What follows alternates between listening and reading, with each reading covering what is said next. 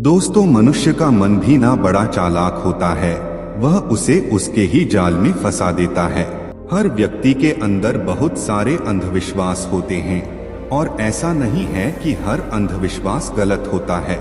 जैसे कि मान ले कि आप नशा करते हैं और नशा करके अपने आसपास गंदगी का माहौल बनाए रखते हैं, तो इसका असर आपके जीवन पर भी जरूर पड़ता है, चाहे आप माने या ना माने। एक छोटी सी कहानी से मैं आपको यह समझाने का प्रयास करूंगा कि हमारा मन हमें कैसे हमारे ही अंधविश्वासों में बांधकर रख देता है। तो चलिए कहानी की शुरुआत करते हैं। एक बार बुद्ध एक नदी के किनारे से गुजर रहे थे और सर्दियों का समय था। सभी लोग मार्ग पर मोटे मोटे वस्त्र ओढ़कर चल रहे थे।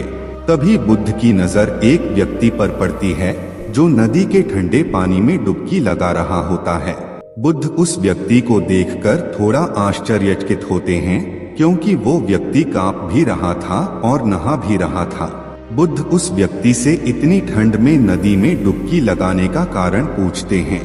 फिर वह व्यक्ति बुद्ध को बताता है कि वह सुबह सुबह नदी में नहा धोकर पूजा के लिए जा रहा था। तभी उसका पैर एक मेंढक पर पड़ गया और उसके कारण मैं अपवित्र हो गया हूँ और इसलिए मैं फिर से पवित्र होने के लिए नदी में डुबकी लगा रहा हूँ। बुद्ध उस व्यक्ति की बात सुनकर मुस्कुराते हैं और उससे पूछते हैं, क्या तुम मुझे बता सकते हो कि वो मेंढक कहाँ रहता है?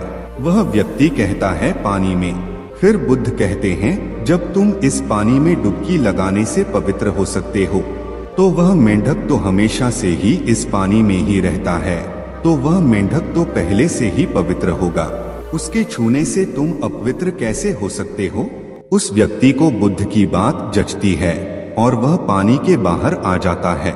बुद्ध उस कांपता हुआ व्यक्ति का एक वस्त्र उठाते हैं और कहते हैं कि अंधविश्वास किसी बात का मत करो जब तक कि वह तुम्हारे खुद का अनुभव ना बन जाए। फिर बुद्ध कहते हैं कि मनुष्य अपने मन के कारण ही दुख पाता है और जो चीजें अपवित्र है उन्हें तो वह अपवित्र नहीं मानता, लेकिन जो चीजें पवित्र है उन्हें वो अपवित्र मानता है।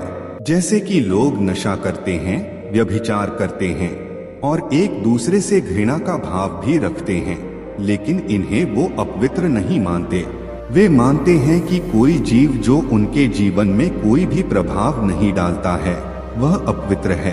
मनुष्य हमेशा अंधविश्वासों में जीता है, जिसके कारण वो पूरे जीवन अच्छे से जी ही नहीं पाता। फिर वो व्यक्ति बुद्ध से पूछता है कि सबसे बड़ा अंधविश्वास क्या है?